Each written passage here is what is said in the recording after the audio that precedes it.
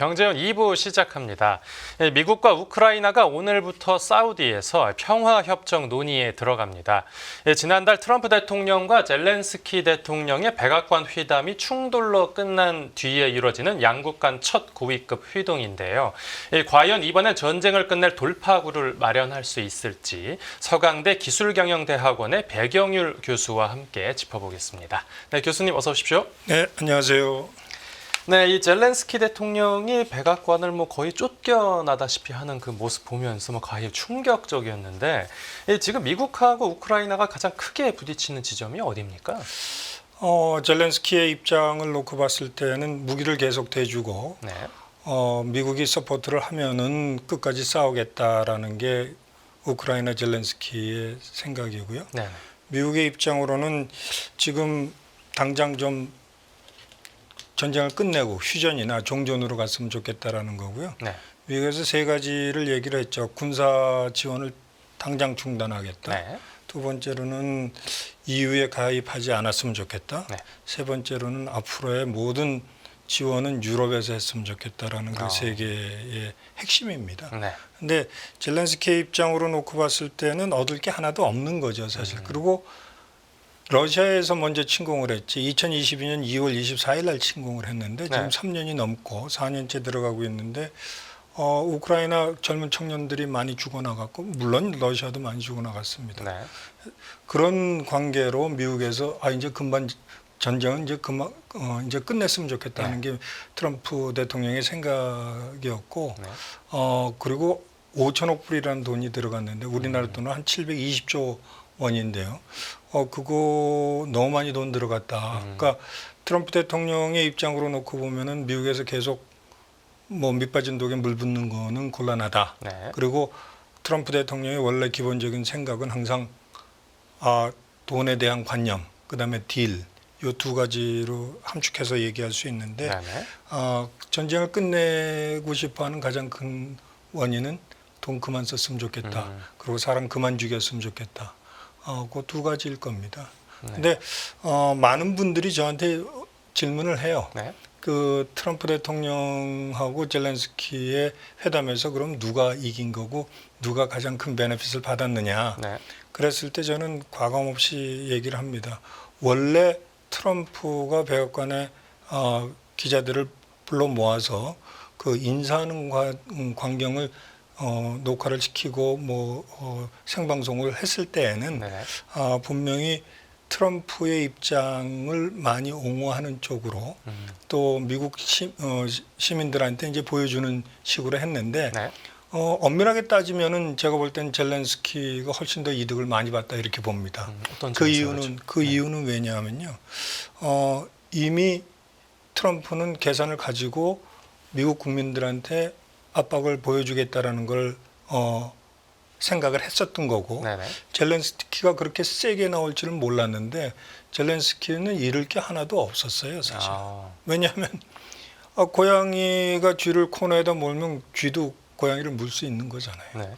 근데 젤렌스키 입장에서 모든 걸 다 내주고 그냥 협정을 하느니 한번 확 달려들어서 난 그렇게 생각하지 않는다라는 그 모습이 많이 얻어 터지는 모습이긴 해도 사실 나쁘지 않은 전략 중에 하나죠. 왜냐하면 본국에 갔을 때 8%에서 10% 정도의 지지율이 상승됐거든요.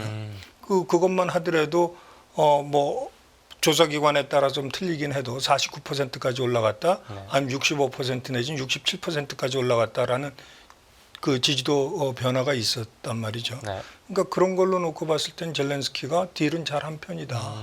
저는 그렇게 보는 겁니다. 네. 우크라이나가 아무것도 건지지 못한 건 아니었네요. 그러니까 젤렌스키의 상승률은 얻어간 거죠. 네. 사실 얻어가지 못한 건 사실입니다. 네. 그러고 나서 이제 군사 지원은 이제 트럼프 대통령이 말을 했던 대로 그냥 바로 중단을 해버렸는데 네. 그 틈을 노리고서 이제 러시아가 공습을 강화했죠. 네, 맞습니다. 러시아가 공습을 강화한 것 중에서 젤렌스키가 가장 뼈아프게 이제 반성을 하고 하는 것들이 뭐가 있느냐면은 그 앨런 머스크가 갖고 있는 스타링크를 통한 여러 가지 정보 자원들이 있는데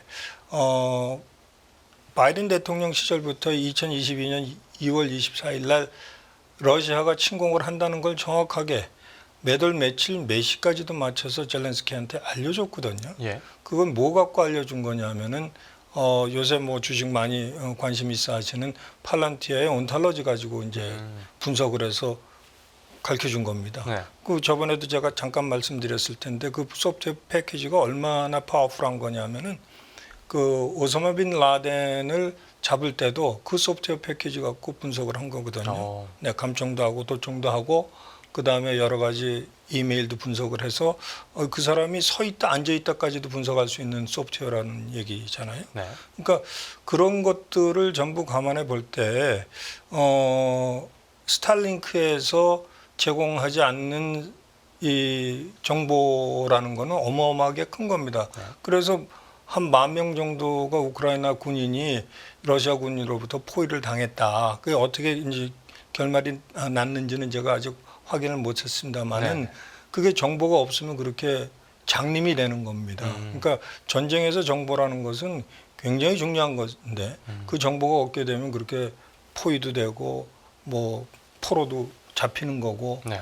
포로화가 되기도 하고 그런 여러 가지 문제가 있죠. 네. 그래서 젤렌스키가 저 손해를 봤다고 그런다면은 그런 면에서 당장 ceasefire 그러니까 휴전을 하고 종전을 하지 않은 거에 대한 그 아주 뼈아픈 교훈을 받았다 이렇게 보긴 합니다. 네. 지금 이렇게 러시아 공격 수위가 높아진 상태에서 이제 이번 협상이 진행되는 건데, 그럼 이번에는 우크라이나가 과연 어디까지 양보할 수 있을 걸로 보십니까?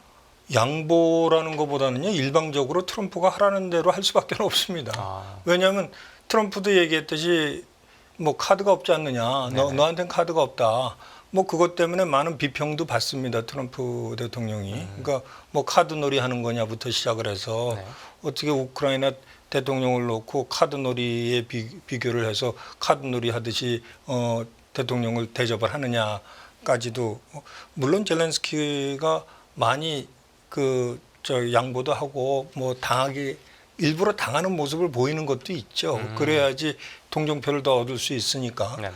그러나 제가 볼 때는 젤렌스키의 입장으로는 얻는 건 하나도 없다고 보면 됩니다. 지금 당장 전쟁을 휴전을 하고 종전을 하게 되면은 우크라이나 그 젊은 장병들이 덜 죽는다라는 게 얻는 걸까요?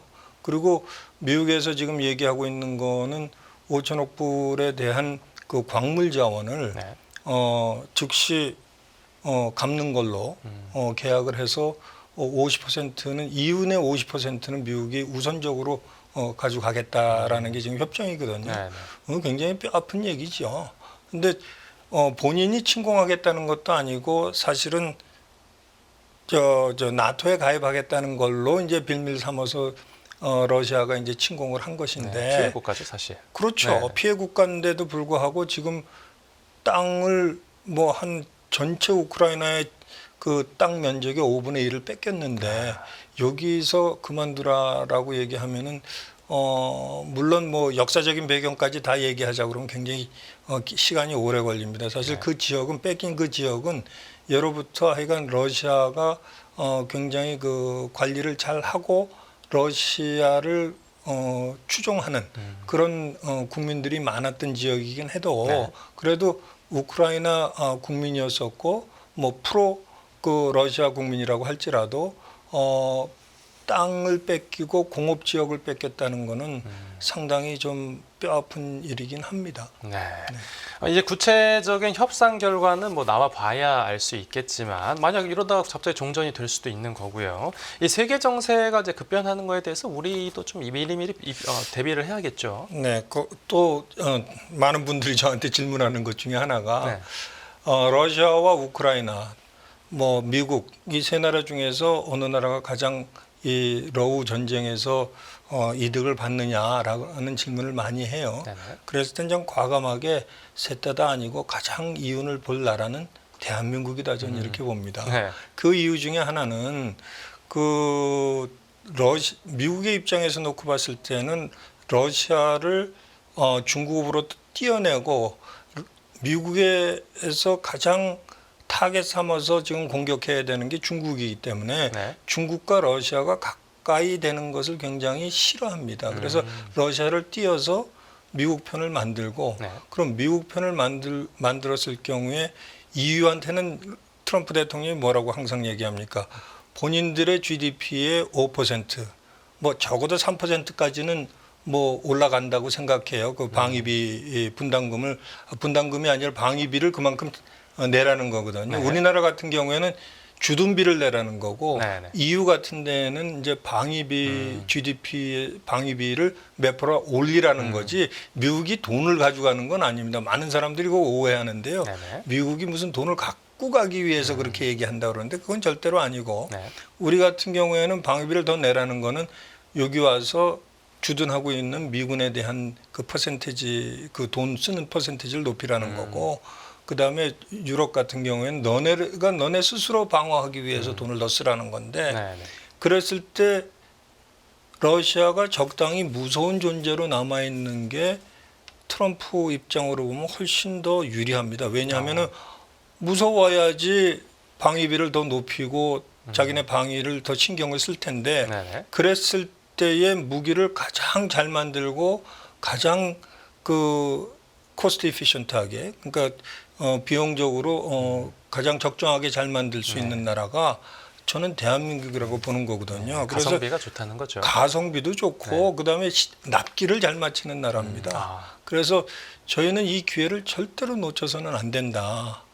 빨리 우리 정치가 좀 안정이 되고 네. 그 미국에 그거를 딜을 할 수 있는 사람들이 협상을 하고 그다음에 또 유럽에 가서도 협상을 하고 그래서 너희들이 이걸 하게 되면 아마 독일 같은 데는 탱크는 자기네 나라가 만들어서 자기가 쓰겠죠. 네. 그러나 뭐 우크라이나나 폴란드나 체코슬로바키아나 헝가리나 뭐 이런 나라들은 당연히 대한민국 무기를 선호합니다. 이 기회를 절대로 놓쳐서는 안 되고 네. 탱크를 쇳덩어리로 팔아서는 안 되고 항상 소프트웨어와 같이 만들어서 네. 그 효과를 나타내는 무기로 팔았으면 좋겠다는 게 제 간절한 바람입니다. 네, 알겠습니다. 네, 오늘 취재 파일은 여기서 마무리하겠습니다. 잘 들었습니다, 교수님. 감사합니다.